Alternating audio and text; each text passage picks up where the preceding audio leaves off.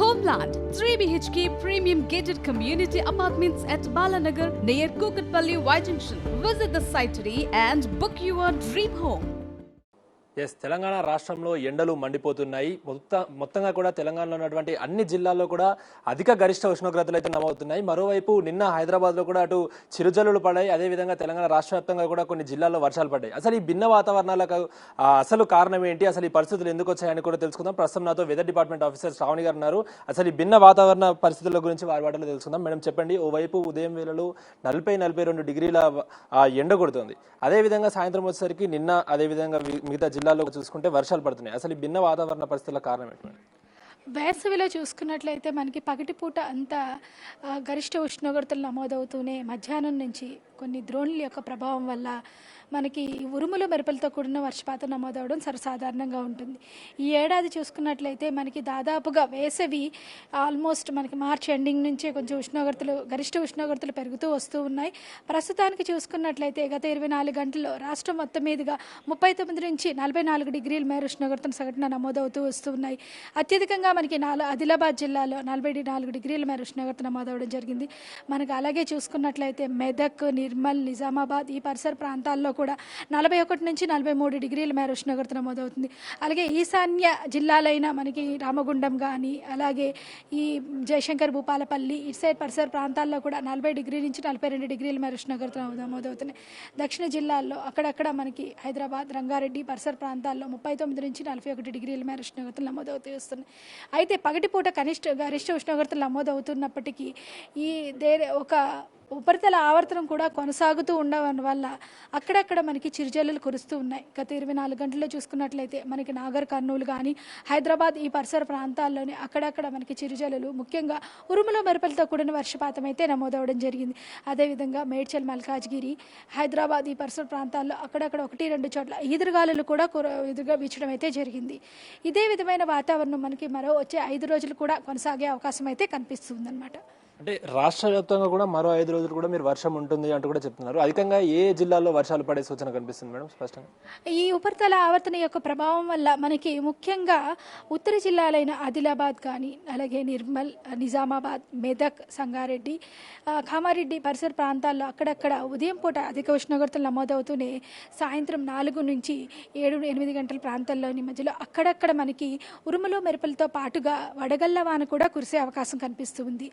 మిగతా అంటే దక్షిణ మరియు మధ్య తెలంగాణ జిల్లాలైన వికారాబాద్, సంగారెడ్డి, జనగాం, హైదరాబాద్, మేడ్చల్, మల్కాజ్గిరి, నాగర్ కర్నూల్ ఈ పరిసర ప్రాంతాల్లో అక్కడక్కడ ఉరుములు మెరుపులతో పాటుగా ఈదురుగాలులతో కూడిన వర్షపాతం నమోదే అవకాశం అయితే కనిపిస్తూ ఉంది.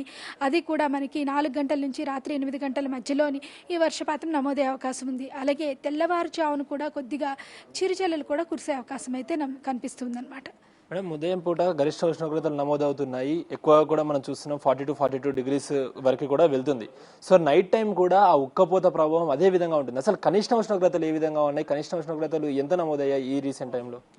కనిష్ట ఉష్ణోగ్రతలు కూడా చూసుకున్నట్లయితే మనకి దాదాపుగా 25 నుంచి 27 మధ్యలో నమోదవుతూ ఉన్నాయి. మనకి కనిష్ట ఉష్ణోగ్రతలతో పాటుగా మనకి ఇక్కడ ముఖ్యమైనది ఏంటంటే తేమ, ఆర్ద్రత అన్నమాట. ఇది చాలా ప్రభావం చూపిస్తూ ఉంటుంది. దాదాపుగా హైదరాబాద్ పరిసర ప్రాంతాల్లో చూసుకున్నట్లయితే 50% తేమ ఉండడం వలన, అలాగే కొన్ని జిల్లాల్లో తేమ కూడా తక్కువగా ఉండడం వల్ల ఈ వేడిమి అధికంగా కనిపిస్తూ, తేమ ఎక్కువగా ఉంటే మనకి ఉక్కపోత వాతావరణము, తేమ తక్కువగా ఉన్నప్పుడు అయితే మనకి కొద్దిగా పొడి వాతావరణం ఉంటూనే కొంచెం స్క్రాచింగ్ హీట్ అనేది కనిపిస్తూ ఉంటుంది. అంటే ఏప్రిల్లోనే సుమారు 42-40 ఇప్పుడు ఆదిలాబాద్ లాంటి జిల్లాల్లో 44 డిగ్రీల వరకు కూడా ఎండలు ఉన్నాయంటే మరి ఏ విధమైనటువంటి అలర్ట్స్ జారీ చేస్తున్నారు? మే నెలలో ఎలా ఉండబోతున్నాయి?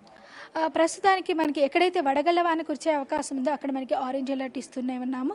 అలాగే ఈ మనకి థండర్ స్టార్మ్తో కూడా ఎల్లో అలర్ట్ ఇస్తున్నాము. టెంపరేచర్స్కి కూడా 40 నుంచి 45 డిగ్రీల నమోదవుతున్న ఎల్లో అలర్ట్ మొత్తం జిల్లాలకైతే ఇవ్వడం అయితే జరుగుతూ ఉంది. మనకి మే నెలలో కూడా అంటే 27 నుంచి కొద్దిగా మరింత పొడి వాతావరణం ఏర్పడి మే మొదటి వారంలో కూడా కొద్దిగా గరిష్ట ఉష్ణోగ్రతలు అధికంగా ఉండే అవకాశం అయితే కనిపిస్తుంది. రాష్ట్రం మొత్తం మీద ఉష్ణోగ్రతలు అధికంగా నమోదవుతున్న అక్కడక్కడ మనకి చిరుజల్లులతో పాటుగా డ్రై థండర్ ఎక్కువగా కనిపిస్తూ ఉందన్నమాట. దీనివల్ల ఏంటంటే కొంచెం చల్లదన వాతావరణం అనేది అంటే మనకి వర్షపాతం నమోదవుతున్నప్పటికీ వేడిమి ఇంకా కొనసాగుతూ ఉంటుందన్నమాట. మేడం, హైదరాబాద్ నగరంలో కూడా గడిచిన 10 రోజుల నుంచి చూస్తే ఎండ తీవ్రత చాలా స్థాయిలో కూడా ఉంది.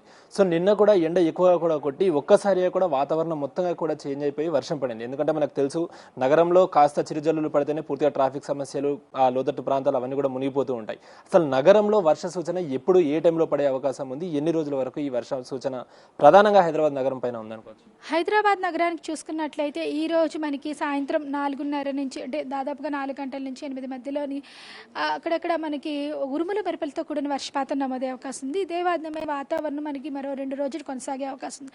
అంటే ఈరోజు 19, 20, 21, 22 వరకు కూడా కొనసాగే అవకాశం ఉంది. తర్వాత కొద్దిగా తగ్గుతుంది అనమాట. అలాగే తెల్లవారుజామున కొద్దిగా చిరుజల్లు, అంటే పూర్తిగా కాకపోయినా చల్లటి వాతావరణం ఉండే అవకాశం అయితే కనిపిస్తుంది హైదరాబాద్ వరకు మాకు చూసుకున్నట్లయితే.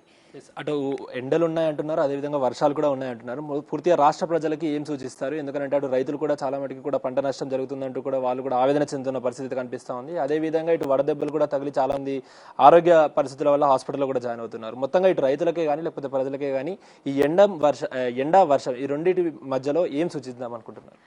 మనకి తెలంగాణ ప్రాంతానికి చూసుకున్నట్లయితే ఎండాకాలంలో మనకి అత్యధిక ఉష్ణోగ్రతలు నమోదవుతున్నప్పుడు, అంటే కంటిన్యూస్గా 2 రోజులు అత్యధిక ఉష్ణోగ్రతలు నమోదైతే మూడో రోజు మనకి ఈ ఉరుములు మెరుపులతో కూడిన వర్షపాతం సర్వసాధారణంగా ఉంటుందన్నమాట. కానీ ఈ సంవత్సరం మనకి ఉష్ణోగ్రతలు నమోదవుతున్నా అక్కడక్కడ మాత్రమే వర్షపాతం నమోదవుతూ ఉండడం వల్ల కొద్దిగా కొన్ని జిల్లాల్లో తేమ శాతం కూడా తక్కువగా ఉండడం వల్ల ఏమవుతుందంటే వేడిమి ప్రభావం ఎక్కువగా ఉంది. ముఖ్యంగా ప్రజానీకానికి సూచించేది ఏంటంటే ఈ వేడి అనేది 10 గంటల నుంచి మధ్యాహ్నం 4 గంటల వరకు అత్యధికంగా ఉంటుంది. ఈ సమయంలో చాలా వరకు కూడా కొద్దిగా ఆరుబయట తిరగడం కానీ ఏదైనా అనవసరమైన విషయాలకు కానీ వెళ్ళడం అనేది చాలా వరకు తగ్గించుకోవడం మంచిది. ఒకవేళ అత్యవసరంగా వెళ్ళవలసి అవసరమైతే ముఖ్యంగా వృద్ధులు కానీ వీళ్ళు ఓఆర్ఎస్ కానీ వాటర్, అంటే బాడీని డీహైడ్రేట్ అవ్వకుండా చూసుకోండి. ముఖ్యంగా ఎక్కువగా ఫ్లూయిడ్స్ తీసుకుంటూ ఉండండి. దానివల్ల ఏంటంటే మనకి డీహైడ్రేట్ అవ్వకుండా వడదెబ్బ తగలకుండా ఉంటుంది. వడదెబ్బ తగలకుండా అంతేకాకుండా సాయంత్రం పూట 4:30 నుంచి కొద్దిగా ఈదురుగాలులు వీచే ప్రభావం ఉన్నందున పంట పొలాల సైడ్ కానీ ఎత్తైన చెట్ల ఉన్న సైడ్ కానీ మన పశువుల్ని కానీ అంటే గొర్రెలను కానీ మేకలను కానీ పెట్టడం వల్ల ఏమవుతుందంటే ఈ పిడుగు పడిగే ప్రభావం ఉన్నందువల్ల ఎక్కువగా ఆస్తి నష్టం జరిగే అవకాశం ఉంది. అలాగే ఈదురుగాలుల ప్రభావం కూడా ఎక్కువగా ఉంటుందన్నమాట.